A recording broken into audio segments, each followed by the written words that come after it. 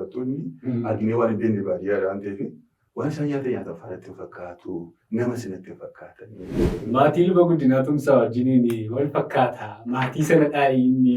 Taayippii isaa dabalatee tokkodha nuuni amalli keejis wal fakkaata. Akka hin beeku. Abdii keetiif hojjaa keetiin akka takkammoo uffannaa keetiinis adda baataa jedhu. Maaliif dhiiste ammas taa'e sana? Dooteen tajaajila deeme. Tajaajila gaafa hin galu deemneetii mootummaa namarsan jiru. Albama isaa sadan yoo guutummaa isaa dhaggeeffataniitu ta'e keessattuu tokkoffaa fi lammaffaan harka 80 olii jechoota jaalala jedhamtu keessa jiru. Kanatus keessa koo naannaa gitaara akkas soofaarra ta'a gitaara fuudhuu koo nan yaadadha. Isa booddee imimmaan daqiiqaa 30 gidduutti akkamiin barreessite yoo naan jette faarfannaa sana amma akkam akkan jaallatamu beekta faarfannaa. Ana dabalatee namoonni sagalee kee baay'ee dinqifatu. Baay'een gaabbaa waggoota gara waggoota 8 naannoo waan akkasiiti akkanaan gungumaan tajaajila. Yeroo shaakalaa yeroo kadhannaa akkamii fi keef qabda. Simbira nuti anaanuu erga Beelzebul jedhanii isiniin immoo maal isin jedhuttanii yaadduu. Abboonni keenya jaallatamne si jedhu. Mata duree kan biraa hin qabu. Raajota sobaadhaa fi waltajjiin irra dhaabbate lakkaa'ifatu. Eeliyaas kan inni akka kana xiyyeeffatee raajota kana barsiisa sobaa kana irraa gashu aarii wayii qaba. Waanti balleessan. Amma iyyuu ganaa seensa isaarra jira. Reefu qabxii tokko reefuun kaasaa. Mee tajaajilaa wajjin wal qabatee mudannoo nama hin barsiise. Namoonni baasa galtamana jaala. Hojjaan. Miilli irra darbeetu karaa boodaa duwwaa goota. Yoo kophaa raftatee immoo diyagonaa akkasuma. Amma suurri isin hojjechiistu jiinsii fa'aa ol garagalchitu. Nuu kan nu goodanaa akka wal gaddeennaan diigaa. Amsa kanan qabaa. Ergaa kanan qabaa. Egaa sagantaa kana immoo sabiskiraayib godhaa, sheer walii godhaa, koomenti godhaa, laayik godhaa.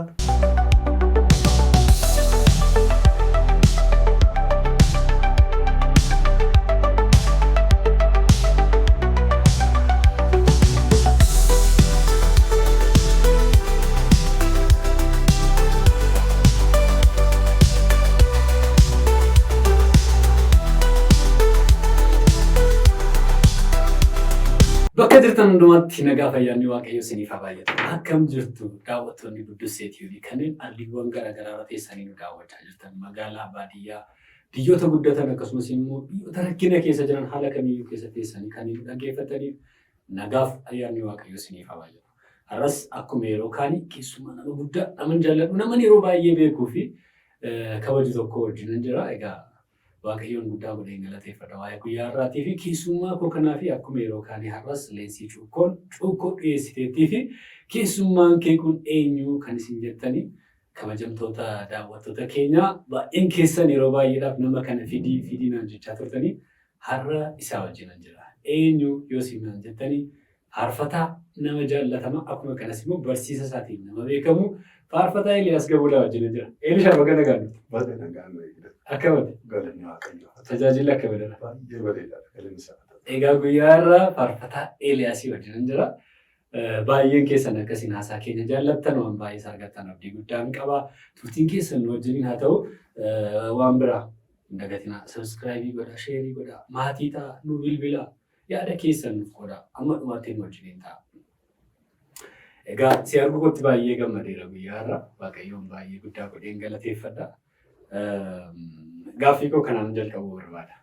Hojjaa kee ilaalanii namoonni dhaabbii kee ilaalanii rifeensa kee areeda kee kanas ilaalanii maatii luba guddinaa tumsaa wajjiniin wal fakkaata maatii sana dhaayinni neenaa gaafadhu naan jedhan. Jalqaba duraa sagantaa kanarratti waan naafatti gooftaan guddaa si haa eebbisu.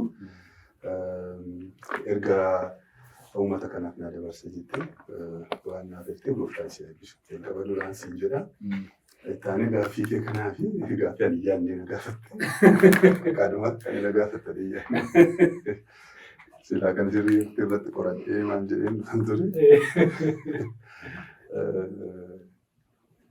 Maatii firummaa dhiigaa hin qabnu garuu maatiidha.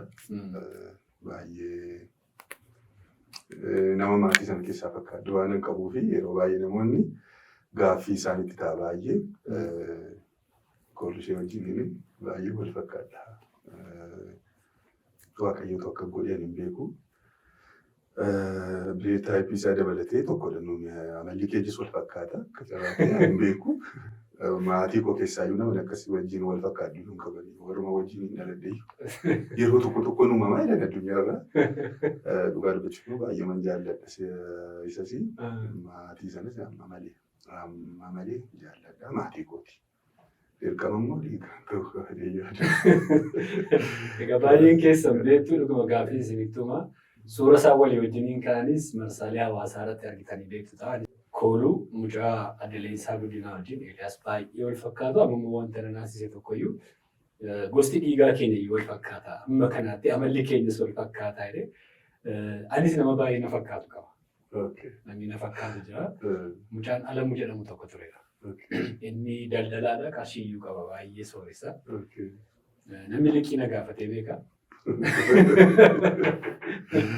Isadha jedhanii gargaarsa na gaafatee beekaa akka carraa ta'e immoo isa sagantaan kee dheengaddaa jedhanii ni beeku.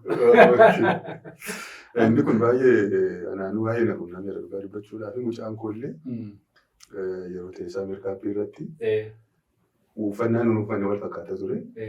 Akka ana seetee turettee itti marfitee mucaan kushedha. Namoonni isaan oolu. Booddee ilaaltee sagalee isaatu xiqqoo ishee ta'uu fi dinnaan deebitee gara kootti malee wanta akkasii mudata. Namoonni isa beekanii ani isa dase. Wallaaluma keessa akkasii namoonni ana beekanii isa beekan immoo isa gaafatudha. Baay'eedhuma. Umuriidhaan baay'ee walirraa fagoo jirra. Gaanni ijoolleedha. Baay'ee ijoolleedha. Ijoolleedha garuu guddaa fakkaata. Egaa tariitii. Inuma waan akkasii. Inumamaa sagantaa keenyatti seensanoo ta'a jedhanii namoonni immoo gaaffii qabdanii haala deebii argataniitu jedhee tayyaadha. Isa malee Eeliin dhaabbii keetiif hojjaa keetiin akka takka immoo uffannaa keetiinis adda baataa jedhu. Maaliif dhiiste ammas ta'e? Maal waaqayyo nuuftaa gaaffii akkamina gaafattaati. Uffannaa yuunikii ta'uu barbaadeetu hin ta'in uffannaa nan uffadha ture. Inni natti tola ammayyuudha malee biyyarraa adda ta'anii uffachuunis gaarii miti. Waan na qunnamee qabaa inni sa'aatii keessa jalaa fudhata waan ta'eef xinnoo waan nama kofalchiisu ture wanti narra ga'ee tureera yeroo isaa. Isa yoo dhiisee wayya. Yoo nuti xinnoo kummaadha garuu gaariidha gabaabsite. Yeroo ta'e afaan Ingilizii kana baruudhaaf fiilmoota garaagaraa kana ilaalaa jedhama yeroo mana barumsaa afaanii kana gaafa barattu. Maatiriksi kan jedhu tokko jira muuviin tokko. Aktaroonni isaanii suuraan isaanii kopheen isaaniis jaakketiin isaanii hundumtuu leezeriidha baay'ee bareeda. Akka jirutti. Uma kun deemee hojjechiise leezerii tokko. Gatii isaa guddaadha yeroo sana gatii isaa sitti himu haaboo. Amma addana kan haga gooda qaba. Koofiyyaa immoo guddaa isaa kan amma gundoo ga'u. Bitadee kopheen koo musliima lakkoofsaatti baay'ee guddaadha. Iyyuu baay'ee dheeraadha. Alaa isaa godhadhee bakka dooteen tajaajila deemee tajaajilee gaafa hin galu deemneetii mootummaa nama sanyii. Sababii maaliiti? Jechuun adda waan ta'eef kookara waan qabadhee jirus waa'ee saamsonaayitii wayii tokko ture snaayperii midhaanii fa'aa waan qabatu wayii fa'aa fakkaata. Natti marsanii namni keenya waan akkasii kana gaafa ilaalu bakka suuqii cufee dhuman itti naanna'ee isteediyeemii matee akka dursa. Ani immoo poolisii nama nagaa qabatee beeku.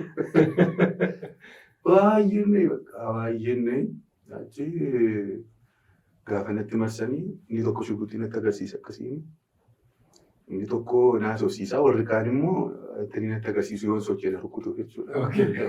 Waan hin biyya fixuu dhufetti. Baay'ee fidee dhufeeras ta'e. Bakka dhumarratti mattaawoqiyaa natti kenninaan jedhe. Waraqaa eenyummaa kee natti kennee waraqaan eenyummaa koo immoo booddee kiisii koo booddee kanarra jira. Yeroon akkasiin leezerii sanatti ni godhu waan meeshaa wayii baafachuuf jedhaa irratti bukkate yoo wani nagarraa argaaluu galu Kuni dura naan jedhu. Jalqaba duraa eessi kottuu fuudhiin jedhee haa hin fuudhanii naan jedhu. Jiramiti waan hin rukkutu fudhatuun jalatti kenninaa jedhu. Qaasa malee suutee gaafa itti kennu siraa ishee yookaan immoo hojii isa jedhu faarfata. Zammaarii jedhee namni naannoo kennan jiru. Waa kolfa annaa zammaarii masalaatti edemee naan jedhu.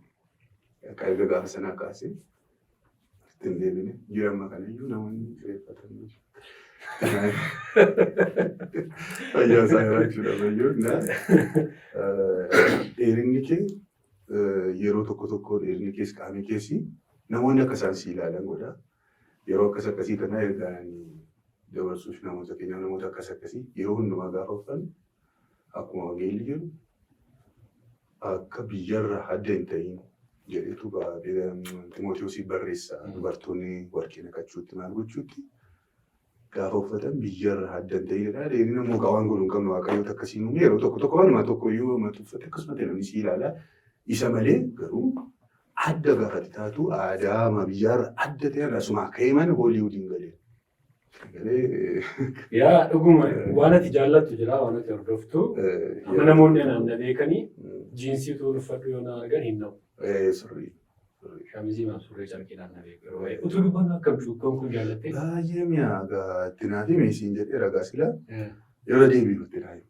Baay'ee mi'aa dhugaadha. Beeksisaaf utuu hin ta'in yeroo baay'ee miidiyaa kanarra wantoonni sobaa baay'een guutaniiru. Hundi kun isa sobaa. Jaallatteetti? Baay'ee mi'aa. Egaa Eeliyaasiin namni beeku faarfannaadhumaan achi as baatee faarfannaadhumaan si beekaa.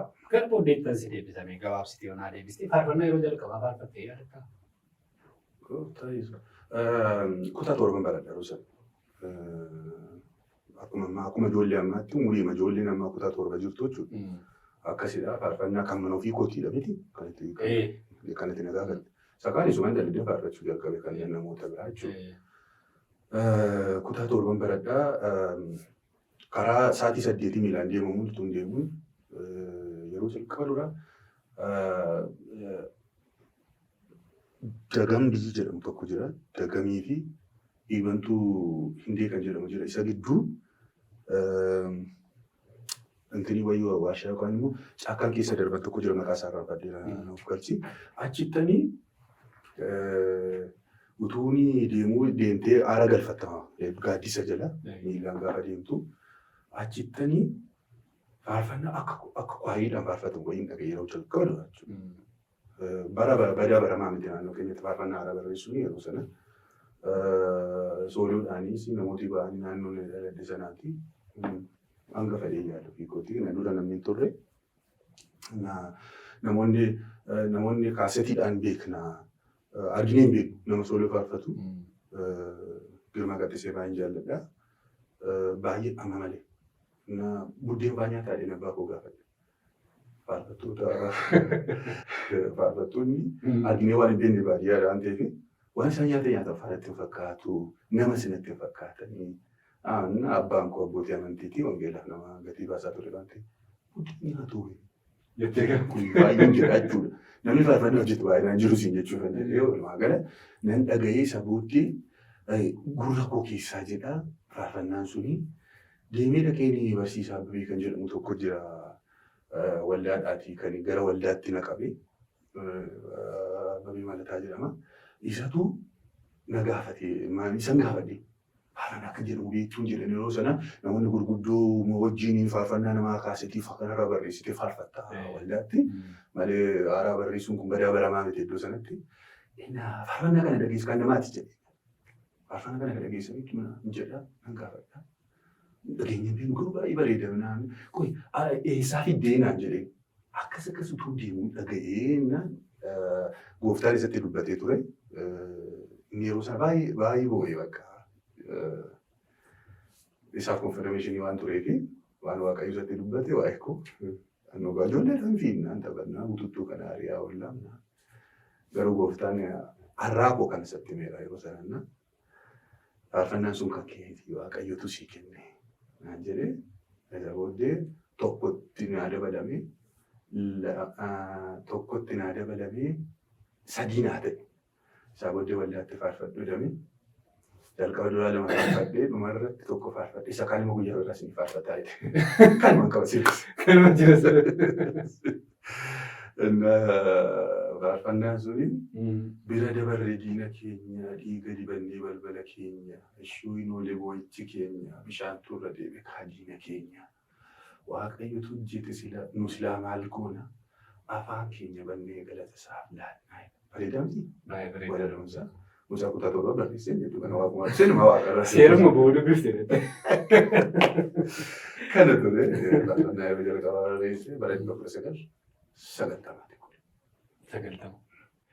Egaa faarfataa Eeliyaas albama 3 qabdamee waan dogoggoruu baadha. Albama 3 qaba.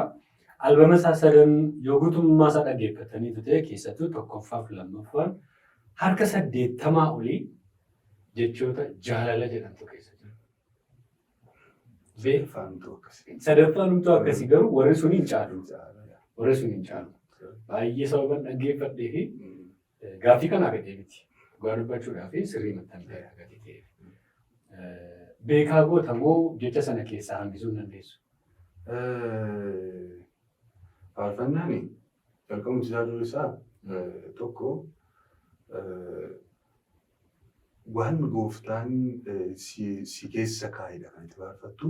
Inni biraan immoo waan siif ife wayii tokko wangeela irraa waan siif ife ofii keetii immoo sirratti waan ta'e. Anamma ati waan agootitti ta'e gaafa ati waan agootu gammeen koo akka hin godhe jedheen haasaamti jedhamu waan gooftaan godhe namatti haasofna jireenya keenya irratti waan raawwate jechuudha. Nani jaalala Kiristoos jechuun Yohaannis 3:16 namni calliseetuma dubbisee irra darbu ijoollummaatti nuuni shimbidaa seedhan jettatti akka nu sammuutti qabannuu fi abbootiin baadiyyaa irra jiranii waaqayyo akkasuma biyya lafaa jaallatee yeroo tokkicha nama isaa mataa keessatti kan nama hundinuu akka hin jireenya bara baraa qabaatu malee jennes kun kan Oneesimoos Oromoof Oneesimoos kitaaba Oneesimoos akka jennu garuu jireenya koo keessatti wanti sun anaaf bifa addaatiin naaf hiika. Sababa isaa maaliif seete? Akkasumatti gaafa jedhamu akkasumatti namni nama jaallatu biyya lafaa kanarra amati na jaallattaa. Asin jaalladha garuu sababii wayii tokko jira. Sababa malee namni waliin jaallatu. Akkasuma wanti jedhamu kun anaaf iddoo guddaa qaba. Abbaa kootu gooftaa qaba, akaakayyuun koo qaba. Abaabileen koo qaba. Isaan irratti harkaanfatee dhuma, anaan na jaallatee dhuma jireenya bara baraa jiraata dhufeensi fudhadhaa inni jedhu irratti hojjetame ta'e innis lama dhufeenya fudhata. Kan dandeema. Abira teessaa naan jedhena. Maala godhe? Maal gooteeffate? Isa kanatu naaf galchi. Isa kanatu jaalala Kiristoosii yeroo hundumaa akka faarfadhu na godha. Inni guddaan jechuudha. Egaa inni amma ibsuu yaadedha. Faarfannaa isaa warra beektan beektu kanneen hin beekneef immoo xinnoo isheen si yaadachiisa. Kaalessa simboo koo turteessa jedhu keessa sin jaalladha Yesuus koo sin jaalladha faarfannaa beektu achi booddee maal jedheen dubbadha guddaan si jaalladha iddoo tokkotti achi booddee isa sadaffaa achi booddee Yesuus koo garuu san nama jedhee jechuudha. Akkasumaan na jaallate deemu faarfata. Sana booddee michuu dhugaa jaalallee koo Yesuusii deemoo deebi'ee dhufa ammas. Kan isin baay'ee immoo kan ittiin waaqeffatanii egaa yartuun isheen isinii kaasee jaalalli Kiristoos jedhee ammas hin faarfata. Kan biraa jira kan yaadachiisu baay'eetu jira. Fakkeenyumaaf kana kaasee. Lakkoofsa keessatti illee ta'a malee utuu ittiin dabalamiin. Sababa tokkoon jaalala wanti jedhu tokko itti hin dabalamiin. Itti yaadeemti. Waama sanatu yoo mana akka godhe malee garaa nan gahu waan ta'eef. Itti dabalamiin. Namoonni tokko Yohaannis fa'aa jedhanii faana waamu Yohaannisidha. Kan waa'ee jaalala Kiristoos baay'isee tokkoffaa isaa sana sadaffaa isaa yoo fudhattee mul'atumti isaayyuu ergaa wangeelli Yohaannis waa'ee jaalala Kiristoosidha kan ilaalu namni ta'e Yohaannisidha. Yohaannis baay'ee ani garuu itti yaadeemti. Hamma kana garuu namoonni adda baasanii si gaafatanii beeku. Si gaafatu. Dhugaadha gaafatu. Maaliif baay'eetu. hin jaallatama gaa'eedha. Waa'ee Yesuus Kiristoos gaafa faarfattu Kiristoosiin gaafa sentarii ta'u hin jaallatamas. Yesuus kun jaallatamaadha. Hin dulloomus. Faarfannaan hin dulloomu. Hin dulloomus. Innis immoo kan inni ittiin gara keenya dhufe jaalala. Jaalala. Kan biraan. Egaa amma akka ammaa nu deebistee faarfannaawwan kana akkuma sila jette dhufee gurra keeratti sitti haasa'amoo yeroo lallaba dhaggeeffattu barreessitamu haala akkamii keessatti barreessitanii? Faarfannaa bifa adda addaatiin dhufa. Yeroo baay'ee leenjii gaafa kennu warri leenjii irraa fudhatanii kan isaanii galatee yaada namoota hundumaa akka qaamaan deemtee barsiiftuu malee gara kitaabaan gooftaa yoo jedhee hin dhiyeessine yaada gara fuulduraatti. Faarfannaas ta'e lallabii waaqayyo ayidiyaa sii kennu. Jalqaba duraa yaada sii kennu. Utaati dubbiftuu sagaleen tokko si keessa guutaa yookaan immoo utuu kadhattuu yookaan immoo utuma wangeela kana dhaggeeffattuu namni inni lallabu sun baay'ee gaafa si rukkutoo ergaa keefaa gaafa ta'u suma sanatu waan dinqifatee haasofta miti waan dinqifatee faarfata. Faarfannaan immoo baay'ee waan si dinqifachiisu baay'ee waan si tuqeedha. Gara walalootti galtee jechuun baay'ee wanti sun si tuqeedha jechuudha. Waaqayyo hafuura qulqulluu waa baay'ee dhuma si keessa kaa'eera jechuudha. Wanta sana faarfannaan karaa garaagaraa barreeffama sassiiteen haasofnu garuu waaqarraa dhufa yaada sana hafuura qulqulluu si keessa kaa'a. Isa booddee walaloo sana iyyuu si gargaara gooftaan akkati daftee barreessitu yeedaloo isaa iyyuu jechuudha. Bifa kanaatiin barreeffama. Saayii toora sii galee. Toora galee dhufa. Baay'ee toora sii galee dhufa. Kun namoota tajaajilaniif hin gala yeroo baay'ee lallabis akkasuma. Barsiisis akkasuma. Aayidiyaa wayii tokko si keessa kaa'a waaqayyo. Isa booddee kanaaf yeroo tokko namoonni hin dogoggoru. Takka gubbaadhumarraa narra bu'ee akka ittiin buune midhaan fa'aa kan jedhamu wayii tokko dhageessee waaqa baadhatu hojjete. Akkasumatti aayidiyaa sii kenna. Isa booddee hafuura qulqulluu yeroo tokko yaaduma keenyatti dabalanii utuu hin beekin jechuudha. Kanaaf namoonni nu gargaara jiraachuun kan barbaachisu. Kanaaf inni kun isaa kana na gaafatte miti walumaa gala garuu utuu kadhattuu hin dhufa. Hafuurri qulqulluu yeroo tokko bakka amma ani rakkina koo kana dhaqee gooftaadhaan kottan himadha. Har'a guyyaa guutuu fuula isaa duratti bu'aa ooledhee dhaqee jilbeeffadhe sitti fide faarfannaa gidduu jedhaa gitaara qabattee kaataa jechuudha. Yookaan immoo ati dubbisaa jirtu amma fakkeenyaaf akkamii namni dhufaa kan jedhu kana eefaadha manaa wajjin wal fuunee guyyaa shanaffaa keenya guyyaa shanaffaa keenya akkabaabidha. Dhaqiitimee foon wayii bitti naan jette bitee deebi'ee galgala isaa keessa deebiin qayyabadha ture. Tun dubbisu saamee saba Israa'elii midhaan gaafa sassaaban irraa fudhatanii dhaqanii ayyaana makaraa kan jedhamu calmadee akka keenya kana gootaraatti galchanii manatti hin galan. Irraati fudhatanii harka duwwaa sagantaa sanarratti yookaan ayyaana sanarratti argamuudhaaf harka duwwaan deemtu. Warra kaan radda kan isa fudhatanii dhaqu bisi isaanii. Sababi isaa jaldeessarraa maalirraa maanni isaa awaanisa jedhamu kanatu jira. Kanarraa bokkaatti roobsee fi waan hundumaa kana akka isaan sanyii sana bira akka isaan godhe waaqayyoodha waan ta'eef akka inni galateef. Nu amma gaafa sanbata danda'u bakka galanni siifa ta'uu lafa karra ka'ee gooftaa galateeffadhannee haadhannee jira miti. Kanatus keessa koo naannaa gitaara akkas soofaarra ta'a gitaara fuudhuu koo nan yaadadha. Isa booddee imimmaan daqiiqaa 30 gidduutti akkamii barreessite yoo naan jette faarfannaa sana amma akkam akkan jaallatamu beekta faarfannaa. Daqiiqaa 30 gidduutti barreeffame. Daqiiqaa 30 gidduutti yeroo isaas bakka daqiiqaa 30 iyyuu waan guutuu natti fakkaatu. Isa booddee tumaan bu'aa bulleedha manaa koo wajjin faarfataa bullee yeroo jalqaba waldaa isaan suniitti faarfadhee cheekiin godhanii hundumaa faarfannaa gara koo dhufu bulchuu hunduu waliin jedhu. Abbuma dargaggeetti faarfadha. Namoonni tokko sarpiraayiz goone jedhanii faakaa'u. Aja akkasiin yoo gooftaan dhufee waan jedha. Yoo faarfadha. Dhaaqeemaan faarfadha akkuma beekuutti boonyee lafa kanarra gangalanee baraadde. Faarfannaa sana na yaadadha. Kanaaf faarfannaan bifa adda addaatiin gara koo dhufu. Yeroo nabjuudhaan gara koo dhufu jira. Qophaa'uu qabda garuu. Yeroo hundumaa. Kamiyyuu anu seexan nuti sana fi jaalladhe yaadu. Sana fi yeroo tokko gara keenya dhufeefaa barreessuu dhiifneefaa yoo deebinee sa'aatii sana dabarsine akka sanatti barreessitu wanta sana. Bakka qophaa'utu sirra jiraata. Abjuu keessatti hirkatanaan halkan kaatee yeroodhuma sana barreessitu sirra jiraata. yerootti kennu sirra jiraatu. Iddoo ta'e ga'ee hin deebi'an. Egaa waan baay'ee baranna jedheera jalqaba yeroo isa affeeree muuxannoo qabu tajaajilaa ture jireenya jiraaturraa waan baay'ee dhukkoodha. Nama waan baay'ee qabudha faarfataa Eeliyaas Gabulaa dhugaa. Kan biraanii ana dabalatee namoonni sagalee kee baay'ee dinqifatu. Baay'ee tursita. Baay'ee akka barbaaddee goota, barbaaddee qallifta, barbaaddee furdifta. Ni waa'ee sanaa nutti.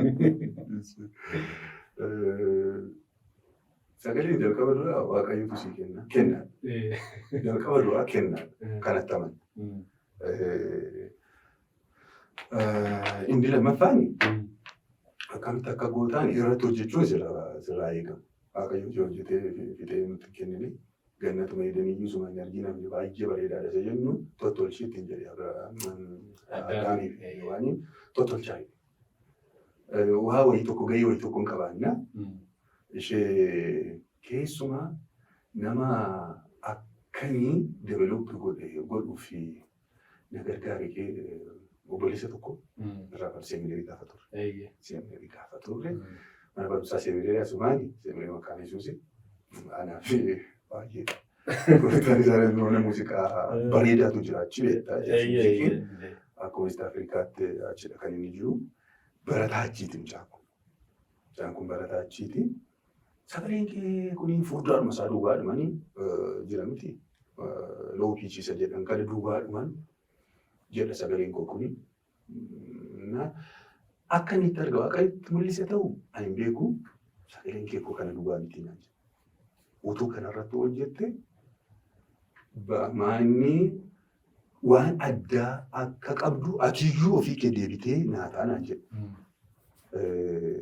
Akkam godhu hin jedhe Timooteos jedhama. Timooteos immoo beekta. Timooteosiin maqaa abbaa isaatii garuu beeku tasumatti. Timooteos Efreemidha. Timooteos Efreem gooftaan isaa eebbisu. Garuu kan nama ibsate yoo egaa callaama kanaan argina muuziqaa akkanii taphataa jiru beeku. Gara production viidiyootti footoo. Waan akkasii akkanii jalqabee. Gara sagaatti jira. Kanaaf ija hojii isaati kun.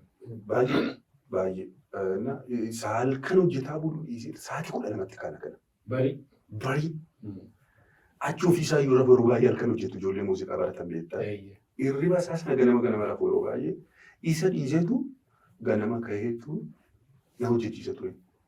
Booddee keessaa kanuma kootii koliin jedhe yeroo qallarra reegaa fuudhee sokkuu gaafa sagalee koo fuudhee sokkuu kan kootii immoo gara biraan natti hodhame immoo dura akkasitti faarfadhe waan inni beekneef jechuudha. Asumaanii ijoolleen hojjechuun akka namarra jiraatu akkati itti naaf ibsuu barbaada. Ijoolleen kennaa jalqaba duraa kennaa qabaatanii kennaa faarfannaa yookaan wallana sagalee isaatii bareedaa ta'e hojjetameetu dabalama irratti. Namoota kuma tokkotti kenne, kuma lamatti kenne, kuma shanitti kenne, kuma shan tureetu ture. Kuma kudhan ta'e. Akka kanaa jechuudha. Akkas ture garuu. Egaa amma waan hin beeku tokkoon isinitti himaa akka carraa ta'anis barumsa fi miidiyaa jedhamu seminaariitti kan baradhee inni immoo barumsa liidarshiippii achitti baratee manni barumsaa sun immoo muuziqaas qaba. Ganama bariin yeroo ribaati garuu barii sa'aatii 12tti tarii akka carraa istuudiyoo yookaan immoo mana muuziqaa bira dabartootee sagalee Eeliyaasiin dhageessu. Baay'ee shaakalee baay'ee hojjetee akka inni jedhee namoota ragaa ta'an keessaa inni tokko Timooteos immoo baay'ee isa gargaareera. Namoonni baay'een ijoollee baay'een sagalee keessa hojjechiisaa shaakalaa maaliif kan isaa dhaggeeffatanii tugataniif sana caalaa sagalee babbareedu baay'ee akka Waaqayyo qabu nan amana. Mee gaggabaabsitii naa deebisi. Yeroo shaakalaa yeroo kadhannaa akka inni ofii qabda tajaajilaaf. Baay'ee ani dhugaa dubbachuudhaaf bakkee bahuudhaaf yeroo iyyuu qabu. Yeroon tajaajiluu haala kanatti bakkeetti na argitu. Duriyyuu yeroodhuma ijoollee taanee yeroo naqamtee tureyyuu namni bakkeetti na argina. Mana keessa dhokachuu barbaadeetu hin ta'in wanta hojjetamutu mana keessa jiraata. Yoon utuun shaakalu yeroon kadhannaa natti gaha. Kadhannaa du'aaf yeroon dubbisuu jira. Amma ammoo erga maatiin dhufe immoo ijoolleen jiru, maatiin jira, maatii wajjin dabarsuun jira. Ijoollee qo'achiisuun jira. Haadha manaa kee wajjin dabarsuun jira.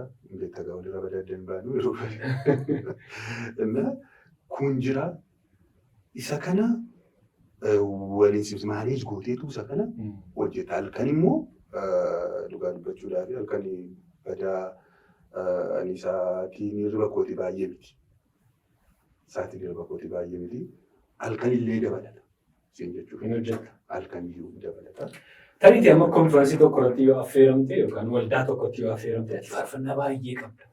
Akkamiin filatta faarfannaa? Nuu kadhannaa gaafata. Nan kadhadha. Arrasa kan faarfadhu gooftaan jira. Haaraan immoo jiru gara biraan. Haaraas mana faarfadhu. Kun gaddaa guutuu. Sabbata darbe wajjin waan ture kan akkasii. Haaraan immoo jiru. Haaraa sana faarfadhu. Yaa gooftaa sakama faarfadhaa jedhu faarfannaan bitu satorree irraa achitti faarfatteen asitti faarfatteennan achitti abidda buusee asii mana mammachiisuu danda'a. Sa'aatii isaa malee yeroo isaa malee gaafa itti faarfattu jechuudha.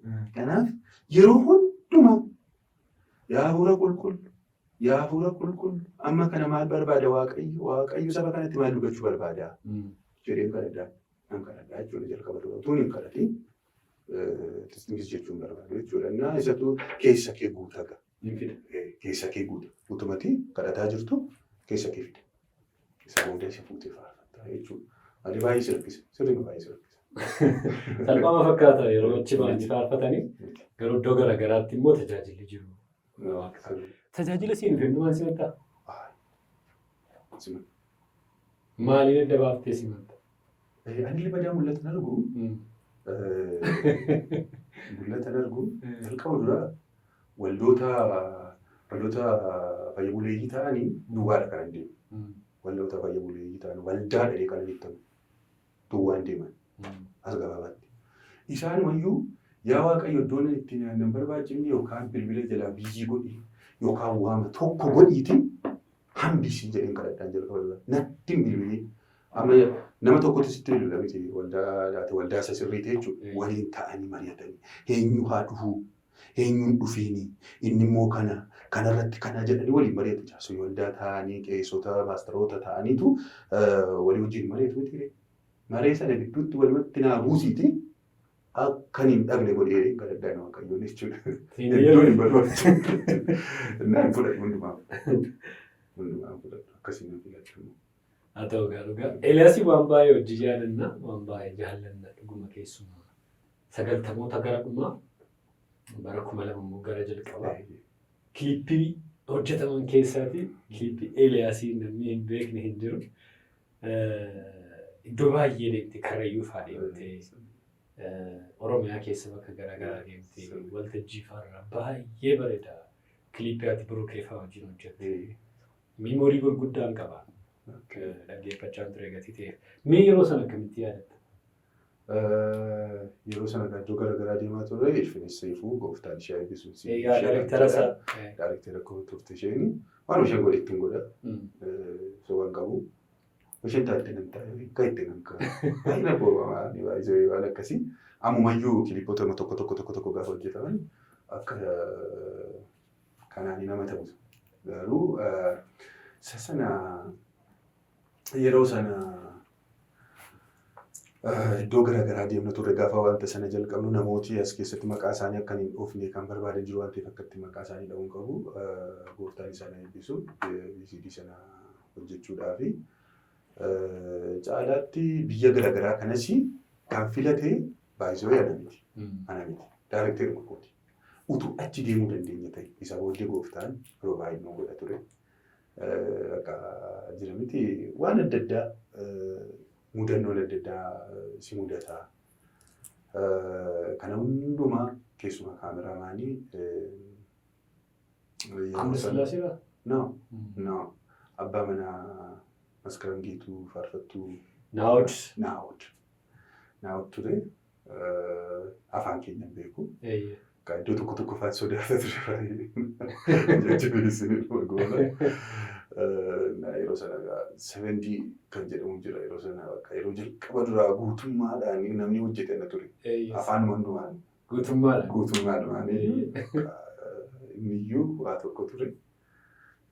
Bareedaa ture gara Karrayyuu kana deemneerraa iddoo garaagaraa Gidaamii, Wanciifaa kana, Qamiilaanii iddoo adda addaa bakka Awaash kana keessa gaaf tokko achoollee minibaasii namni nuu kireesse minibaasiitti nyaata keenya maal keenya godhannee achiin bulu qabaayyee Awaashi dadhabnee iddoo fa'aa baatee isaa ture gaafa deebinu gaafa nuudhaan paarkiidha iddoo gaafa nu deebinu konkolaataa keessa nyaata keenya fixanii taa'aa jaldeessi.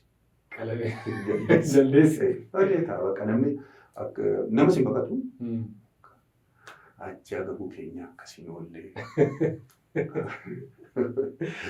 Ni maalu faarfannaa Biruukii wajjin hojjettan sana yaadachiisi. Baay'een jaalladha. Biruukeen nama jaallatamudha.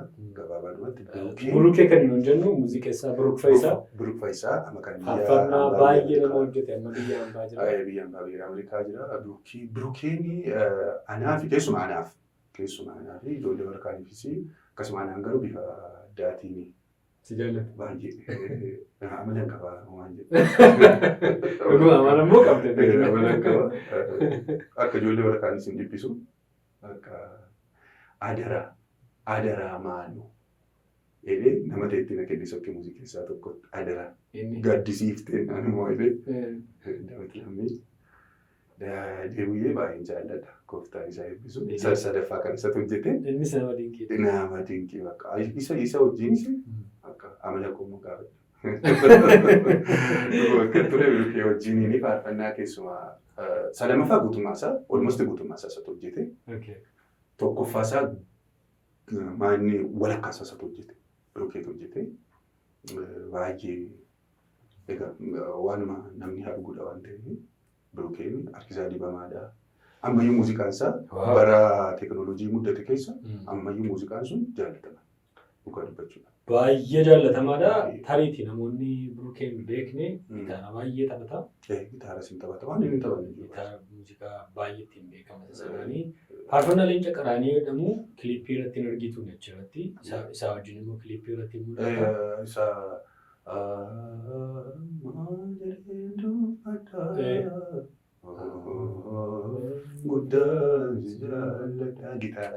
Gitaara qabatee san singaleessa. Isa sana baay'ee bareechina inni hojjete sana. Egaa yeroon keessan sun baay'ee madinqii ture har'a wantooti baay'een akka sana ta'uudhaa baatanii. Tole kallattii kan biraatti darbuufan jedhama. Chaalenjii kan biraatti dabarra. Faarfataa Eeliyaas utuu faarfataa hin taane ta'ee maal ta'a ture? Barumsa baay'ee hin danda'an ture. Maal ta'uu hawwitu ture? Barumsa baay'ee hin danda'an ture. Ispoortii kanas baay'ee jaalladhan ture. Fiigduun taanaa jedhee yaada. Atileetii? Namni Antanii jedhamu ture malee fiigicha dheeraa fiiga jedhee yaada. Gara sanaatti hin dhufte turte. Ta'a jedhee yaada. Tokko kana inni biraan immoo barumsa waan hin danda'uu fi tarii yoona kana yookaan dooktarii yookaan injiinarii tokko fakkaataa jedhee yaada waan inni naachuraalii jaalladhu jechuudha. Garuu gara sooshaaliitti hin dhufe dubarratti. Gara sooshaaliitti dhufte. Haa ta'u egaa inni kan biraanii mallattoo ittiin beekamtuuf namoonni baay'een immoo ittiin Eeliyaas akkasidha jedhan tokko immoo birmadummaadha. Mee waa'ee sanaa kaafna akkamitti jalqabde barsiisa birmadummaa? Barsiisa birmadummaa barsiisaa yoo akkan ta'e beekuun ture jalqaba dura. Calmadee mana haasaa wangeela kana yeroo nan haasa'u ani lakka barsiisaa akkan jiru beeku. Yeroo tokko tokko ayyaana namootatu namarratti arga. Namootatu nama keessaa kakaasa. Bisa baasaa yeroo baay'ee na wajjin rakkata ture gara kanatti fiduudhaaf wajjin ijoollee mataanii immoo walumaan elementarii kutaa tokko kan walumaan tiraanii faarfannaa kana waliin inni na dura faarfatayyuu ture. Biyya gara kanatti dhufe. Ammayyuu yaala. Isatu na dura barreessa. Darbee yaala. Maalli ga'a jedhee inni sin dadhabee waan golgoon wallaalitti naaf hin gaasanu. Baay'ee faarfata. Baay'ee faarfata. Sagaleen isaa baay'ee bareeda ture. Isatu na dura barreessa ture.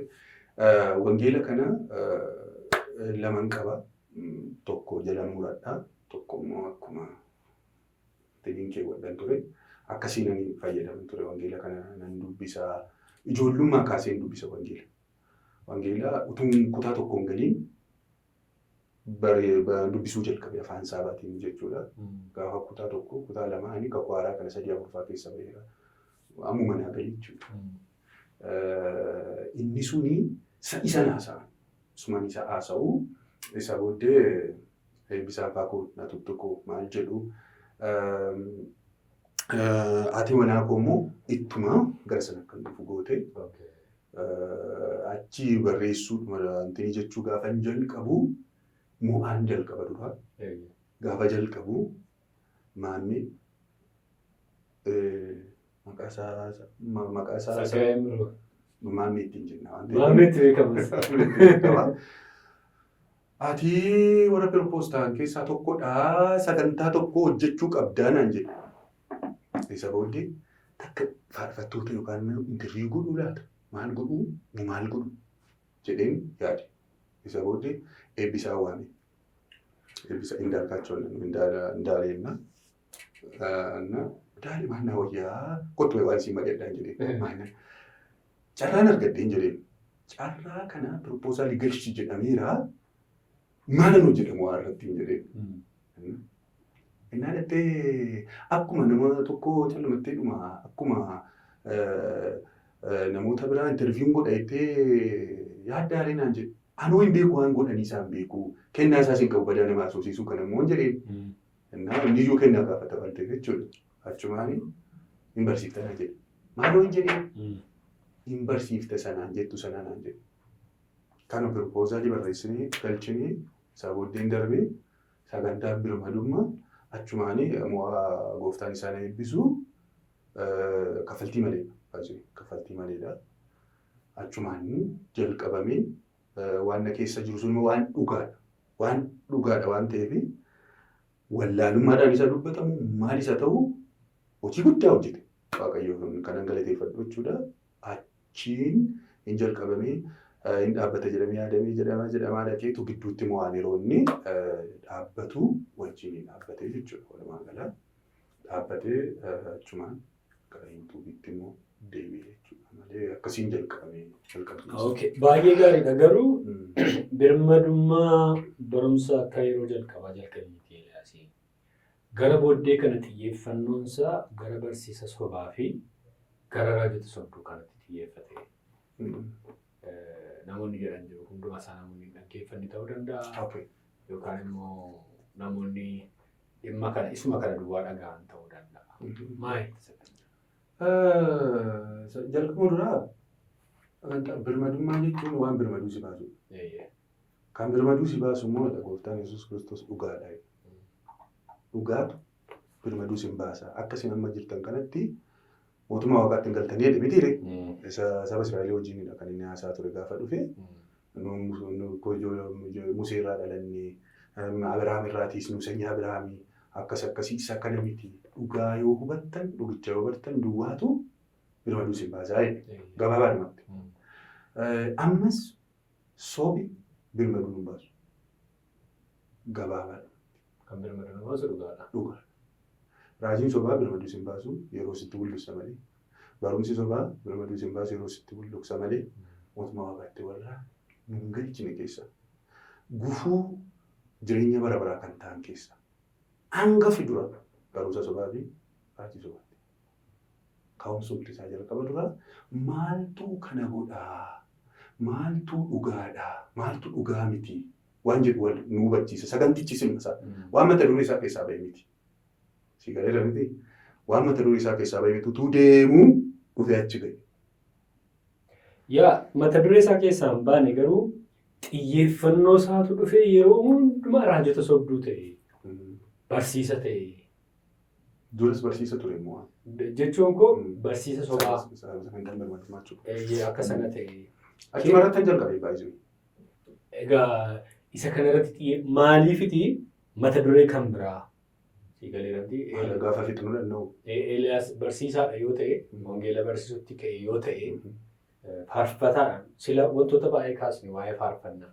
Namama akkasii jaallatu, namama akkasii jaallatan faarfannaan kennan hiika akka qabu waan baay'ee haasa'u. Namoonni isa sanaan Eeliyaasiin jaallatanii addana dhufaniitu jibbaa jiru. Jibbanii? Akkas jedhan. Inni kun egaa jibbaa jiraachuun isaanii bakka hojiin hojjetamaa jechuudha. Gabaabaa. Kallattii waan namni akka sanaan jiru. Jibbamuun sana Gooftaan Yesuus Kiristoos maal jedhisiiti? Wayyoo warra irra jaallatamtan isiniif wayyoo raajonni sobduun iyyuu akkasuma jaallatamu turanii Gooftaan Yesuus Kiristoos. Nuyi namaan jaallatamuuf tajaajilamu. Sii galee nuti anaanuu erga Beelzebul jedhanii isiniin immoo maal isiniin jedhuttanii yaadduu abboonni keenya jaallatamne si jenna. Sii galee nuti abboonni keenya jaallatamne. Ani jaallatamuufi hin tajaajilu yoomiyyuu. Warri jibban suni kiyyootti galanii masaanii. Dhugaa malee ammayyuu birmaduu kan isaan baasu jiru. Raajii sobaa irratti kanan kuratii godhee barsiisuu fi barsiisa sobaa irratti kanan kuratii godhee barsiisuu fi Gooftaan keenya Yesuus Kiristoos nu takka jedhe. Isaan irraa of eeggadhaa. Isaanii yeeyyii butatanidha. Jedhee Gooftaan Yesuus Kiristoos ergamoonni Yihuudaan guutummaansaa Yohaannis, Phexros lammaffaan akka jiranitti bara kakuu moofaa keessa raajonni jiran kan isaan ittiin du'an sababa raajota soobduuti. Biyyi kan inni ittiin diigamu sababa raajii soobduuti. Raajii soobduuf biyyallee hamma diiganitti paaworii qabu waan ta'eef kanaafi wangeela miti fa'aa kan jiran jiru. Eessaa fideen barsiisee wangeelumarra waan jiru. Wangeela miti kuni innati jette kun wangeela mitiidha moo? Maaliif jibbisuun dhufe? Si galeedha? Wangeelli sun dhugaa waan ta'e Gooftaan keenya Yesuus Kiristoos maal dhufe? Maali Gooftaan Yesuus Kiristoos? Eenyu tajjeese Yesuus Kiristoos? Waan luboota tajjeese bara. Warra Roomaa tajjeese miti. Kan ajjeese warruma mana qulqullummaa isaanii keessatti mana qulqullummaa keessatti qabanii sin ajjeesuun ni Gooftaan Yesuus Kiristoos jedhe kan ofiisaas kanaan du'e waan ta'eef jechuudha. Kanaaf jibbamuun suni anani natti tole. Mata duree kan biraa hin qabu. Mata duree isaa kana fitanii deebiin. Barsiisaa yoo ta'e gara barsiisaatti yoo dhufe mata duree kan biraa hin qabu gaaffii jedhufaatu jira. Qo'ee ammamee gaafa akka jennu wanti sun wangeela miti yoo inni sun dubbadhee fitee kaa barsiiseen fitee. Amma ganaa seensarra hin jiraan amma namni hiyyuu kuni ganaa seensarra hin jiran ammayyuutti naayi. Ammayyuu ganaa seensa isaarra hin jira. Reefu qabxii tokko reefuun kaasa. Reefuun qabxii tokko kaasa kanuma gidduutti itti baay'atee inni akka jedhu kuni warra akka jedhan kuni warra wanta sana baranidha. Soogidda jiraa warra harraabuu baranidha warri jibban malee nama hundumaan jibbamidha. Waan siduu keessa kan jaallatan jiru. Mata dureen biraa hin jiru amma inni kun dhumutti. Isa kana fixnee deebine isa sanatti dhufnaa warri na jaallattanii bakka Gooftaan isin eebbisu gammadaa itti fufna isa kana ganaa qabxii tokkorra jiru. Itti fufa ganaa. Garuu asuma waan asi gaafadhu dubdeebiin namaa yookaan fiidbaakiin jiru maal fakkaatame namoonni yeroo si arganii maal siin jedhu?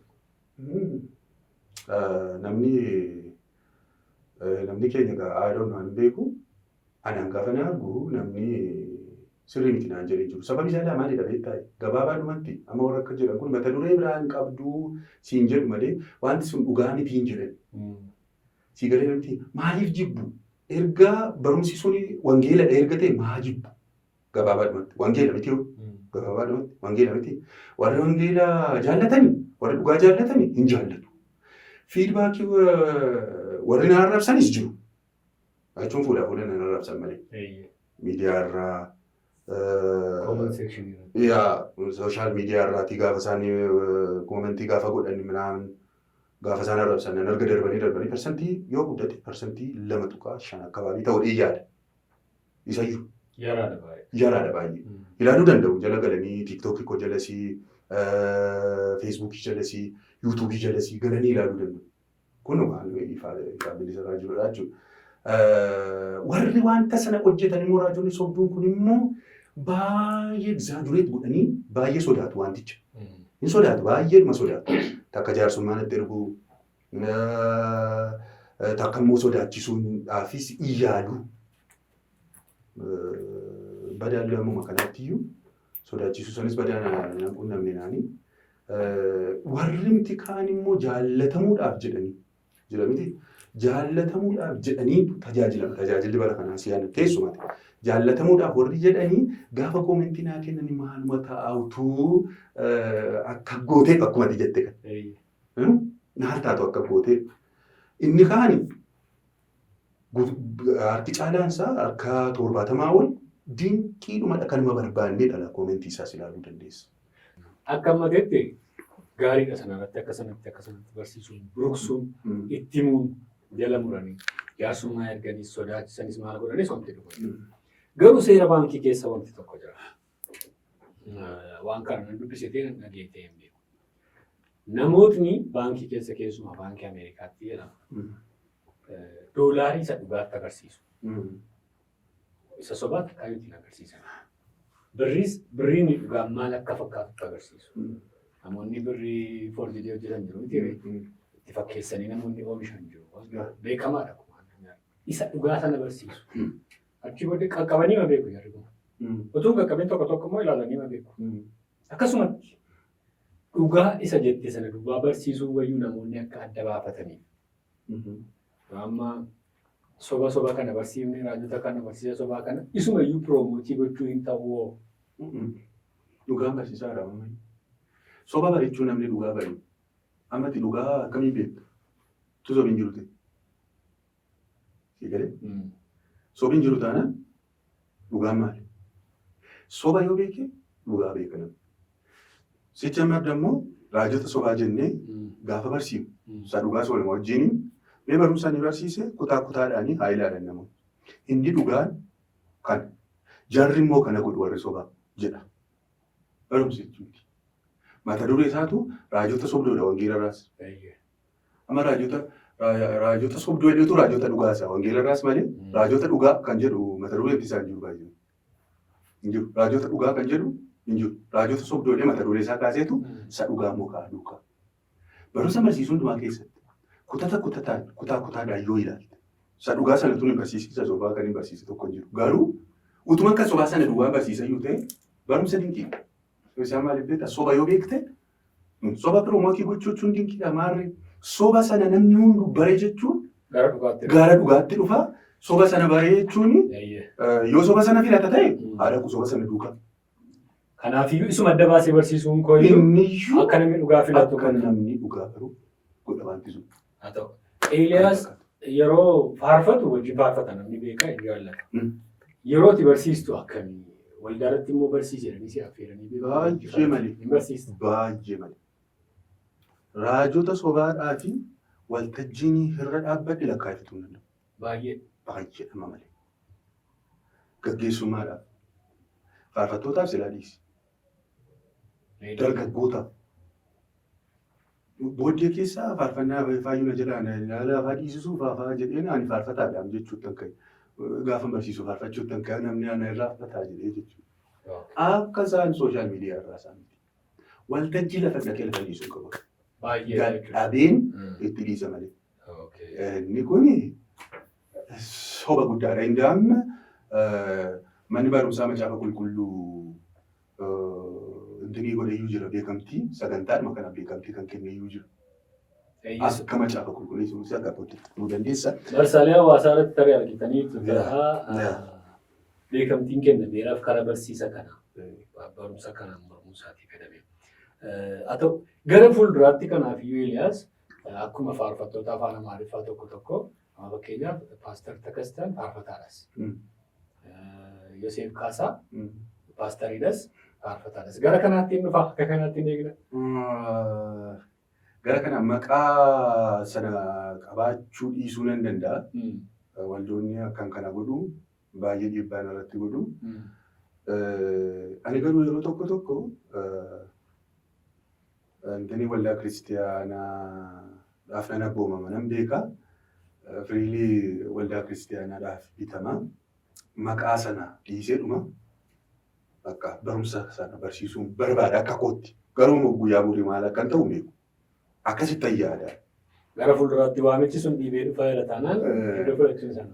Yeroo namoonni sirratti argan jiru miti akkuma barumsa kana irratti arganii anis ofirratti waan argu qaba gara sanatti amma naa danda'ame utuun akkuma kanaan itti fufeen barbaade waaqayyoon mooga gara sanatti dhiibee fidennaan ta'uu danda'a. Sababi isaa faarfachaas barsiisuu jechuudha. Kanaafiyyuu tarii afaan Oromootiin faarfataa paastarii isa jalqabaa argina yoo ta'e jiru. Maal jalqabaadhaan jijjiiru.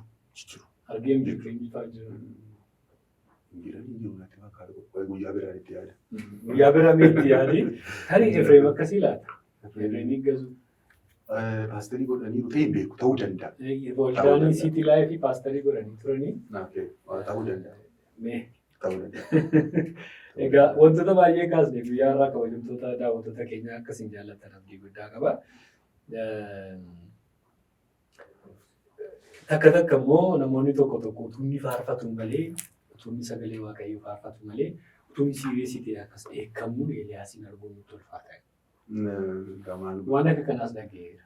Akka jedhu miti namoonni tokko tokko itti toluu dhiisuu danda'a.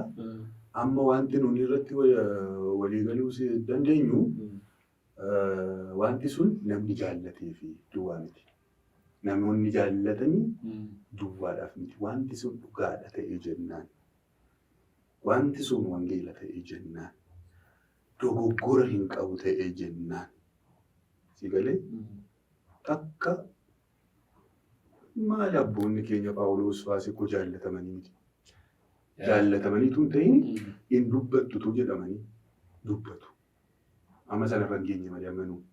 Kanaaf jechuu danda'u. Faarfannaa gaafa faarfattu normaalii inni iyyuu si tuquu danda'a garuu yeroo tokko tokko namatti jira miti namoota kanarraa deebi'e. Namuma keenyatu maalidha beektaa addaamumarraa kaasee achii fudhatanii achuma amanuma sana nu dhaalaa dhufe. Kanan godhiin himan jaallatu nama keenyatu gabaabaadhumatti. Namoota biratti jaallatamuudhaaf jedhanii namoonni ani gaaffii tokko si gaafadhu.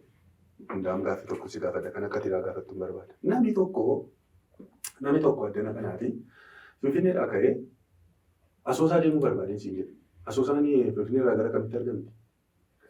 Gara lixaatti argamti. Obboleessi keenya tokko Finfinneedhaa ka'ee Asoosaan deemadee Adaamaa ga'e. Tu deemu.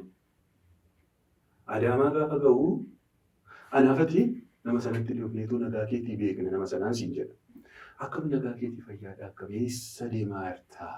Minaamne jedheen gaafadhaan. Asoosaan deemaa jira naan jedhu. Adaamaan gara kamitti argamti? Gara bahaarratti argamti. Asoosaanoo lixarratti argamti. Gaafa arguanii eessa kaate? Finfinneedhaa ka'e. Eessa deemu? Hawaasa. Amma namni kuni Adaamaa qabatee achumaanii mataa haaraa qabatee yoo ka'e Asoosaa wajjin wal argattee yaaddaa?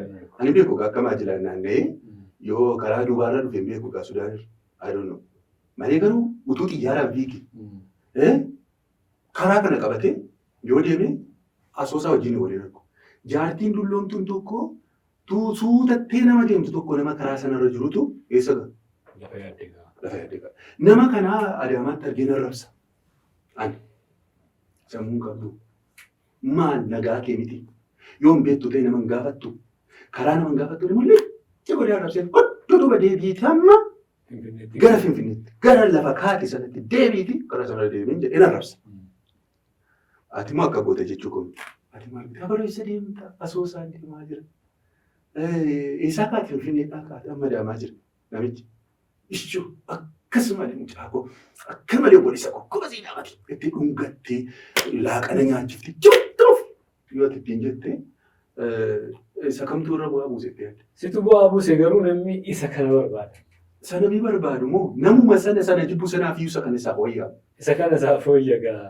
Kanaaf warra jibbaniin hin jibbiina. Tokko hangafa duraa yoo dhumananii karaarraa kaadheera yoo ta'e hin jibbiina namaa ayideemu. Eegalee jibbuudhaaf kiristiyaanaa fi hin eeyyamaa kiristiyaan hin qabne jibba. Jaallachuudhaan. Diina keeyyuu jaalladhuudha waan ta'eef jaalladhaa jedhi gabaabaa. Gara waan biraatti hin darba gaa. Carraadhuma kanaan namoonni yaada qabdan, komentii qabdan, sooshaal miidiyaa isaarra jala galtanii barreessuu fi dandeessu, inbooksii gochuu fi dandeessu, bilbila isaa hin argamu sooshaal miidiyaa irra jira barreessuu fi bilbiluu fi dandeessu. Atis immoo deebiftaa. Namni tokko yeroo akkasnaan jedhe. Nama tokko gaafachuudhaaf waa'ee isaa hin qoratta. Wanta inni hojjete, wanta inni godhe, wanta inni barreessee hin dubbiftaan gaafatta, dhaggeeffata. Tokko immoo yaada namootaas hin fudhatta. Namoonni maal jedhanii waa'ee isaa maal yaadu. Yeroo gaafadhu lakkii jedhe Eeliyaas kan inni akka kana xiyyeeffatee raajota kana barsiisa sobaa kana irraa gashu aarii wayii qaba. Waan itti balleessan qabu. Homaa tokko. Araajiin sobduu yeroo biyyi duukaa bullusu jalqaba waan gafoonni koo gaafa isaan duukaa bullusanii yoo irraa bullusaa jiru an takkaadhuma na argatanii hin beekan. Jalqaba duraa garuu saba isaan waloota isaan itti taphatan kana gaafumaan ilaalu nan aara. Foonumaanuu nan aara. Akkasumattuu bakka baadha kun nan aara. Gabaabaadhumatti dhiisii abbaa baraadiyyoonni dhiisanii dhiisuu hin danda'u. Gabaabaadhumatti kan namni baruun irra jiraatu takkaama dhiisuu hin danda'u. Ani waan naaf ife tokko hin dhiisu. Kan namaa dhaggeeffachuun waan namni maal jedhaa dhaggeeffachuun yeroo nu dhaggeeffannu jira, yeroo nu hin dhaggeeffanne jira. Kana adda baafnee beekuutu nurra jiraata. Ani maal jedhani gaafa isaanii Phaawulos fa'aa miti Phexros fa'aa gaafa isaan reebanii gadhiisanii hojii ergamoota boqonnaa irratti waa tokko jedhan. Isin dhaga'u moo? Jedhani gaafa luboonni reebanii gabbaasan. Isin dhaga'uurra Waaqayyoon dhaga'uu akka wayyuu isin beektu. Yeroo nuuni mootota iyyuu hin dhageenye jira. Yeroo nuun hangafoota keenya hin dhageenye jira baay'ee. Yoo isaan yoo karaan sun yoo Waaqayyoon itti dubbate waan Waaqayyoon itti dubbate waan godhan. Siigalee inni sun sirrii miti namni naan jedhee dhufee yoo na dura dhaabbate Phaawulos maal jedhe ergamaa yoo ta'e iyyuu hin dhaga'u Roomee boqonnaa 8 irratti. Ergamaa yoo ta'e iyyuu Mikaa'eliin yoo inni dhufee fuula dura dhaabbate hin dhaga'u. Yeroo nuunitti amma kanaatti murteeffannu jiraachuun nurra jiraata tajaajila. Egaa dhugaa dubbachuudhaa fi gaaffii kana keessaan ba'a ejjennoodhaan yookaan immoo xiyyeeffannoodhaan kanarratti xiyyeeffatee barsiisuunsaa hoolota oolchuu fi dhaloota oolchuu fi namoota gara duuka buutuu Kiristoos dhugaatti fiduu fi kanaaf hojjeta Eeliyaas malee biizinasii kan biraa qabaatee miti dugda duuba kee wanti kan biraa hin jiru. Amma persoonaal raajii sooftaan isin jedhu kana namummaa isaanii namoota sana nan jaalladha. Hojii isaanii sana. Inni biraan immoo ammayyuu kan inni sitti waldaan kiristaanaa ooluutu irra jiraata. Waldaan kiristaanaa waan soba dhufe tokko keessumaa raajota soobduu barsiisota soobduu dura hin dhaabbattu taatee jennaan hin diigamte waldaan kiristaanaa. Kun beekamaadha. Dhugaa kanatu beekanii dubbatanidha baay'een isaanii. Dhugaa kana beeku sati jette kan sodaatu. Maal sodaa? Jibbamuu sodaatu. Na caala namoonni haasaa jiru beektamii? Na caala namoonni kana caala barsiisan jiru. Garuu nama beekumsa sana qabaatee taa'uurra ana ishee manaa galte sana dubbatutu nama sana caala. Amma bahee dubbanne jechuudha. Karaa waldaa kiristaanaa hojjechuudhaaf uummata kana maanni dargaggoota amma jiran kan ispeeshaalii dargaggooti amma jiran kun sagalee Waaqayyootti hin deebi'an ta'anii jenna. Sagalee Waaqayyootti hin deebi'an ta'anii jenna. Guyyaa boru waldaan kiristaanaa fayya buleetti hin jiraatti jettee yaadi. Ani amma isa kana sodaadha nama waa'ee jibbamuu koomite waan yaadaa jiru. Ani beeka murteeffataa. Ani gaafa sagantaa kana waa irratti gaafa jalqabu iyyuu aarfamuu fa'aa yaadaadha kan inni jalqabe malee. Ani jibbamuu ni anaaf jibbamuu yaadee miti. Lubbuudhaan amma yoonaatti akka turretti kanayyuu yaadee. Egaa dhugaa jibbamuun anaaf salphaadha. Dhugaa dubbachuu fi yeroo keenya wajjin gara xumuraatti fidaan deema. Mul'atu malee Eeliyaas gitaaras fidee dhufeera. Xiqqoo ishee waan nu gungumsiisa jedhee tan abdadha. Kanaaf gara kan biraattan deema. Bu'aadhaaf kisaaraa waldaa kiristaanaatti raajonni sobduun fidaa jiran immoo hundumti keenya wanta beeknudha. Naannoo keenya mana keenya jireenya keenya keessatti rakkinoota dhufan irra deebi'anii ilaaluuf gara booddeetti deebi'uun gaariidha. Sanaan wal qabate gaaffiin kamiyyuu yoo jiraate bilbilli keenya sirra jira. Akkuma kanammoo akkana nama dura isinii kaasee Eeliyaasis immoo nama bilbila deebisuudhaaf asan jireenyaan dhufee gaaffii keessaniif deebii kennuudhaaf of kennaadha gadi ta'ee fi bilbila barreessa yaada keessan nuuf qooda. Mee tajaajila wajjin wal qabate mudannoo nama hin barsiise jettu yookaan immoo qummaachisan kolfii jettu maaltu jira qabda? Waan baay'ee jiran. Kanallee itti yaadde. Egaa yeroo baadiyyaa magaalaa keessaa gaafa deemtuu mudannoon adda addaa hin jiraata. Keessa asuma sila sitti meeshaadha. Gara biraa immoo tuutti yaadinaan jettee itti ta'e waan ta'a. Mudannoon garaagaraa hin jiraata baadiyyaa keessa. Yeroo ta'e waa'ee madeerina koo kana miidiyaa biraa irratti dubbadhee ta'e yaadannoo hin beeku. Kan baay'ee kolfee amma kana raajii Eliyaas jedhama. Eliyaas Suuqisaa jedhama. Yeroo sana wangeelaawidha. Iddoo ta'e iddoo isaa maqaan dhahu. Wajjin tajaajila deemnee siree nuti irra raftenetu asiinis ol ba'aadha. Achiinis ol ba'aadha. Garatti miila hiixattu hin qabu. Garatti hiixattu hin qabu. Kottoonfadhee rafee. Kottoonfadhee rafee gaafa beektu kottoonfadhee raftaa. Akka carraa ta'e immoo inni kun isa kanarratti boqotamaadha. Inni kun miiluma isaati inni gadi bu'ee ol ba'u kun. Achiinis miilumadha. Gaafa ol dheeraadha muka baay'ee. Sirichi almost akka saqalaasa jedhan wayiiti kan natti siqa. Dheeraadha wal baanee dhuma. Isa booddee rafnee lakka halkanii hidhadheera. Gaafa diriirfadheera. Miila isaa booda sana buqqise. Ganama irraa gaafa kaanu akka nama hirkatee taa'utti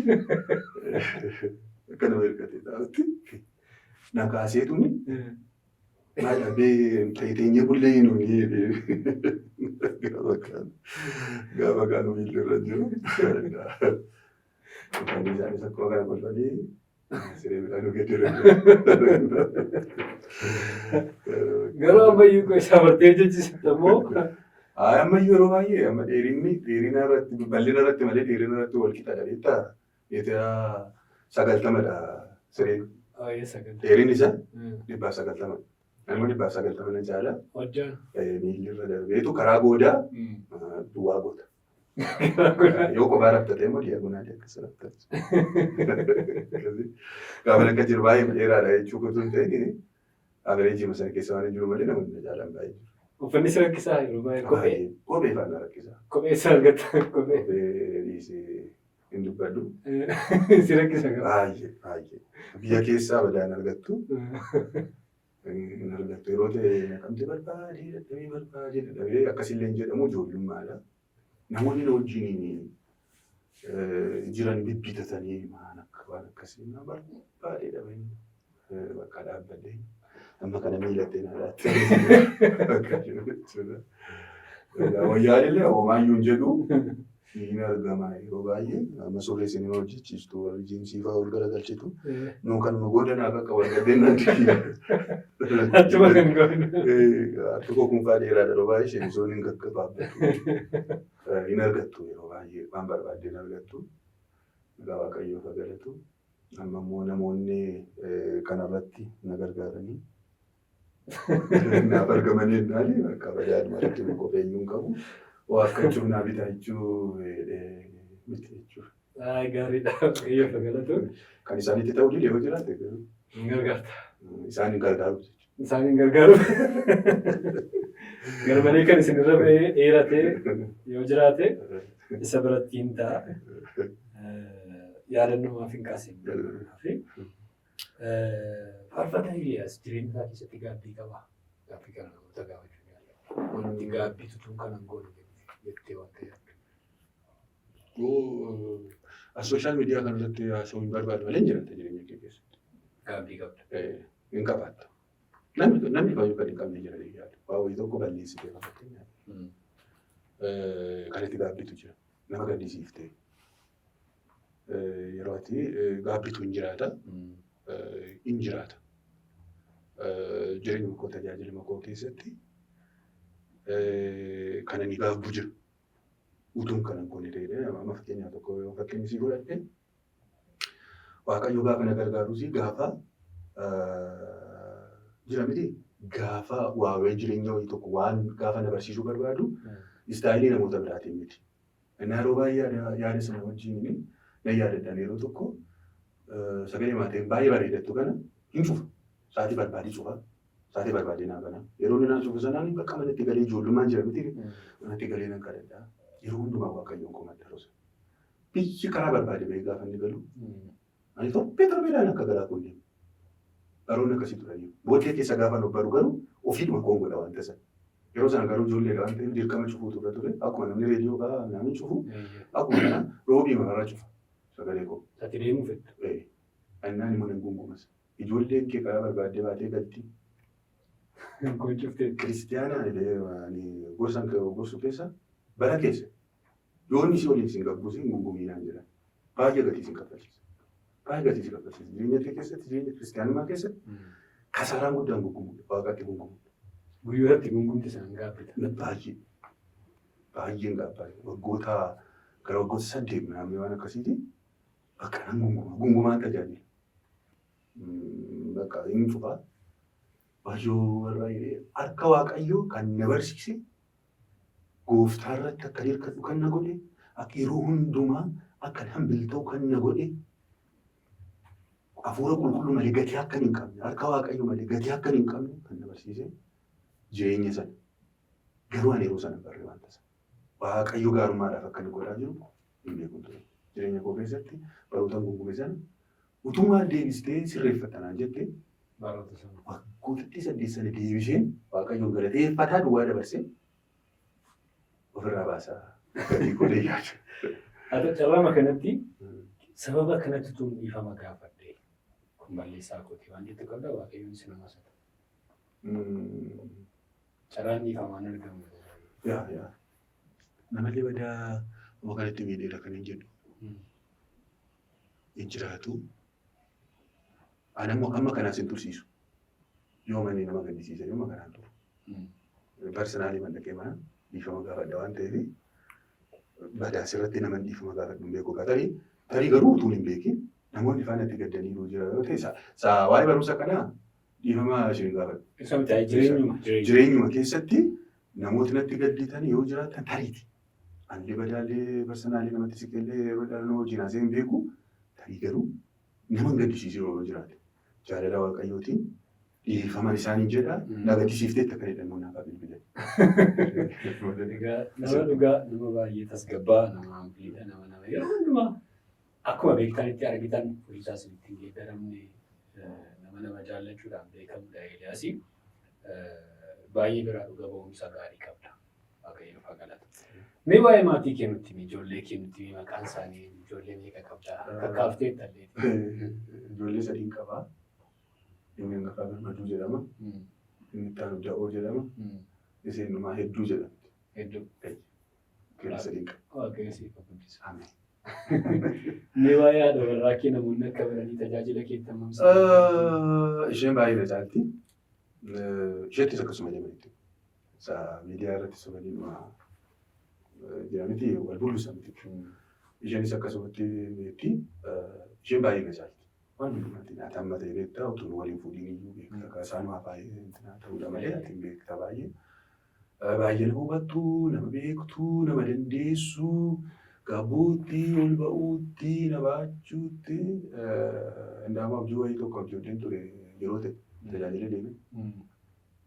Ijoollee dugdatti baattee abjuu kootiin ani immoo mucaa xiqqoo ta'e ani amma inni itti dheeradhu. Mucaa xiqqoo ta'e na qabdee mucucaadhee afaan dhokee keessa jedhaa akkasitti na baafti. Akka itti aanu leebisee ilaala. Dhuguma immoo akkasuma. Dhuguma amma ishee namni hin beeku.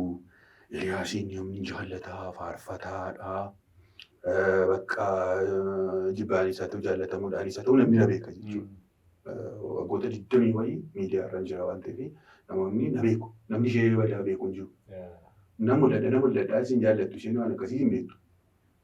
Garuu waan si ajaa'ibu utuu isaan hin jiraanne bakka ani sadamma hojjetaa jiru kan hundumaa waan hin hojjetu natti fakkaatu. Gooftaan Yesuus Kiristoos waan jedhe indaama yeroo tokko gooftaatu deebisaa naa kenne malee waa'ee ishee gaafa yaadu isheen akkas taate akka goote amma mootummaa waaqaa keessatti yaa Waaqayyo gooftaa amma isheen sin tajaajillee hin faarfanne akkas hin goone amati yaanaan ishee caalchiftaa minaan fa'aa jedhee fayyaada. Isheedhaaf hin haafoo jechuudha. Sigalee wanta hundumaa kan hojjetu isheedha waan ta'eef waan isheen hin goone jiru. Waan isheen keessa jiran miti cubbuma duwwaa naannoo jenne malee wantoota tajaajila koo kanaaf ta'an waan isheen hin godhin. Daldala keessa hojii biiroo adda addaa keessa hojjetteetti amma kana biizinesii adda addaa kanatti naa jetti waan isheen hin goone jiru. Tajaajila kana na deeggaruudhaaf sababni isaa akkuma argite kana tajaajilichi namoota na gargaaran namoota qabeenyaan na bira dhaabbatan naannoo wantichi hin daamne ittuuyyuu utuu lafarraa badeefaa kan barbaadattu jiru waan ta'eef jechuudha. Kana naatti na gochuudhaaf waan isheen hin goone jiru jechuudha gabaabaadhumatti. Galatoomee dhimmi carraa kana. baay'ee si jaalladha giftii koo. Maqaa ishee Qidistii jedhama. Maqaa ishee na gaafachuu dandeenya. Maqaa ishee Qidistii Miruu jedhamti. Baay'ee nama beektuudha. Nama hubattuudha. Wangeelaa fi nama morma ishee kennituudha. Gooftaan si eebbisu. Akka siin jaalladha beektama. Gara xumuraatti fiduu keenya dura Eeliyaas faarfannaa bareedaa tokko kan nu faarfatu nan abdadha. Gitaara isaa dhufeera kun jira. Dhumarratti kana jechuu barbaadu innis immoo dhaamsa qaba. YouTube isaa galaatii subscribe godhaa. Bira dhaabadhaa. Kan yeroo jennu namoota baay'eetu jirtu. Namoonni wanti nutti ulfaate haala nu keessa jirru nutti ulfaate sinilmu baay'ee salphama tokko hin taane. Hojii Waaqayyoo hojjechuudhaaf malee dhimma dhuunfaaf miti. Akkuma namni jedhee hojiin kun bu'aa kana fidee hamma kana jireenya irraati waan nu dabala jennee yaadna wanti irraa jiru. Garuu yaada keessan kallattii hundumaatti yoo nu laattan jibbasa ta'u jaalala nu jajjabeessa. YouTube isaa subscribe akkasiin gootan isin gaafadha. Maqaan isaa maal ture jechuudha? Inni Eeliyaas Gabuulaa official channel jedha. Afaan Ingiliziitiin Eeliyaas Gabuulaa official channel kan jedhu. Odoo fudhannis barumsaa gara kutaa 30 wayii irra geenye irraa kanarra jira. Isa sana galaati subscribe godhaa. Faarfataa Eeliyaas Gabuulaa official channel kan jedhu galaati subscribe godhaa. Ani gaaffii koo xumureera gara faarfannaatti toon deebinii dhaamsa kanan qabaa. Ergaa kanan qabaa Waaqayyo erga carraanaa kenne waamichis ta'uu danda'a. Whatever kunuu carraansa. Waan godhu hundumaa jaalalaanii yeroon dheekkamus jaalalaanii waan isin hubachuun irra jiraatu akkuma ani sooshaal miidiyaa irratti dubbadhu wanti godhamu kun hundumtuu saba oolchuudhaadha dhimma dhuunfaa hin qabnu ammayyuu. Dhimma dhuunfaa tokkoyyuu hin qabu. Lola nama tokkos hin qabu. Warruma karaarraa kaatan sanayyuu utuu isaan deebi'anii nan jaalladha. Garuu hin deebi'an jedha sagalee Waaqayyoo waan ta'eef warrumti barsiisa sobaa raajii sobaa duukaa barsiisan kun keessumaa soba raajan kun yeroo baay'ee deebi'uudhaaf baay'ee rakkisaadha. Utuu isaan deebi'anii nan barbaada. Nan jaalladha. Isaan karaa Balaam irra bu'aniirudha. Pheexroos gaafa balleessu karaan Balaam harree nuti dubbannaan naatee qalbii diddiirratti miti masila. Namni harree naasooftee hin beekne natti haasofnaan ani beekaan maal akka ta'u nama feentii nyaatu natti fakkaata. Garuu nama akkasiin illee itti himamee jennaan hin deebiinedha. Jarri hin deebi'anii sabi keenya garuu akka biraa deebi'uufidha kan nu barsiisu. Kan ani barsiisu yoomillee wanti godhamu kun gaaf tokko namoonni isaanii isinii galu jira. Namoonni isinii galee naa bilbiltanis jirtu. Warroon na jibbaa jirtan kun boora akkasii na jaallattan abdiin qaba. Yoo dhugaa wangeelatti deemtanii dubbisuu gaafa jalqabdan isin irratti gaafa inni raawwatu jarri gaafa isaan raroon isaanii irraa ba'ee gaafa isaan yeeyyii ta'uu isaanii gaafa argitan baay'een keessan kasaartanii natti bilbilu. Natti bilbilu. Kasaaranii waan ta'anii ani isa kana fayyada bilbilli kan natti baay'atu baay'isuu. Bilbilli kan natti baay'atu namoota gowwoomfamantu natti bilbilli kan natti baay'atu malee indaama nama na doorsisu. Nama kana jedhu dhugaa dubbachuudhaaf badaadhuma kanatti intina jedhu jiru asirratti haasa'uudhaaf yeroo isaan hin qabdu baay'ee waan nama gaddisiisu kan fooniis kan fuudhaas namoonni nama of ajjeesan kan ga'antu baay'eetu jiru isa kana oolchuudhaafidha waan ta'eef kana ergaan koo wangeela malee dhugaan akka hin jirre wangeela caalaa dhugaan akka hin jirre ispeeshaali wangeela ala. Jireenya hafuura keenyaatiif wantooti nu barbaachisan mootummaa Waaqayyootti galuudhaaf dhaamsan isinii dhaamu. Xinnaan guddaa yoo gooftaan Yesuus Kiristoos dura hin dhufiin waggaa miliyoona tokko ture ta'e. Waggaa miliyoona har'aa dhugaan wangeela dhugaa. Kanan dhaamsa dhaama. Wangeela kanaaf dubbifadhaa. Please wangeela dubbifadhaa. Akka wangeelli jirutti jiraadhaa. Dhugaan wangeeladha. Dhugicha duwwaatu birmaduu sin baasa. Wangeela kana duwwaatu birmaduu sin baasa. Waan namoonni garasii gara hanqimamii adda addaa fidan kun isin balleessa. Karaa biroo inni galu hattuu dha gooftaan Yesuus Kiristoos. Karaa wangeelaa malee fayyinni hin jiru. Yesuus Kiristoosii ala fayyinni hin jiru. Baddaa yoo baatan gammoojjii yoo buutan waan barbaaddan teekinooloojii minaaminee abbaa barbaadde yoo deeggartan Kiristoosiin malee karaan gara abbaatti jireenyatti nu geessu hin jiru jireenyi bara baraa Yesuus malee hin jiru wangeela malee hin jiru waan ta'eef dhaamsi koo inni dhumaa xinnaadhaaf guddaadhaaf isa kan paashiniin wangeelaa caal tokkoyyuu hin jiru keessatti waaqayyo gooftaan. Achuma buddusee sabiskaabii godhaa. Oh egaa sagantaa kana immoo sabiskaabii godhaa, sheer walii godhaa, koomenti godhaa, laayik godhaa wanta barbaachisu hundumaa qarshiidhaan illee ishee kana jara warra soobduutti irra baay'ee haasaata warri dhugaa baatan yeroo baay'ee gaafa kana dubbatan amma immoo saantimaaf jedhaniitu namaan jettu saantimni barbaachisaadha waan ta'eef kaameraan adda addaa hin barbaachisaa, istuudiyoon bareedaan isaa hin barbaachisaa. Sagantaan kun kan keessa waan ta'eef akkas godhaa. Ulfaadhu fayyaa ta'e baay'ee si galateeffadha dhufuu keetiif. Dhugaa dubbachuudhaa fi yeroo kee laattee toleettee dhuftee keessummaa qotuu keetiif baay'een si galateeffadha. Yeroo kan biraas immoo daawwattoonni keenya Eeliyaasiin hin barbaanne mata duree kanarratti isaan jedhan si waama deebitee dhuftaa. Hojiin hojii baay'ee hojjenne tan abdii qaba.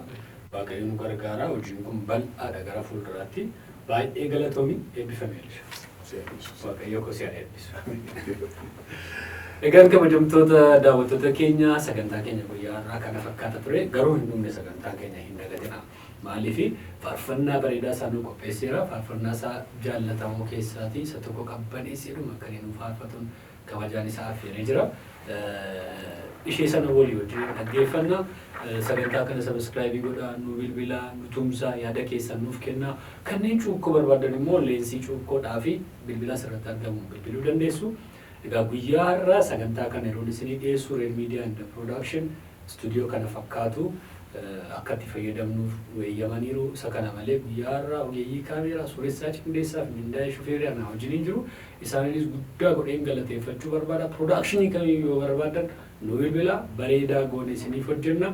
Kanneen beeksisa barbaadan hojiiwwan dookumentarii garaagaraa yaada qabaattanis yoo jiraate immoo nu bilbilaa nu mari'adhaa isin gargaaruudhaaf addana jirraati. Eebbifama yeroo kan biraa keessummaa kan biraa wajjin hanga deebinee wal agarutti gara faarfannaatti dabarra anasumaan nagaa isinitti dhaamadha. Nagaa Waaqayyooti.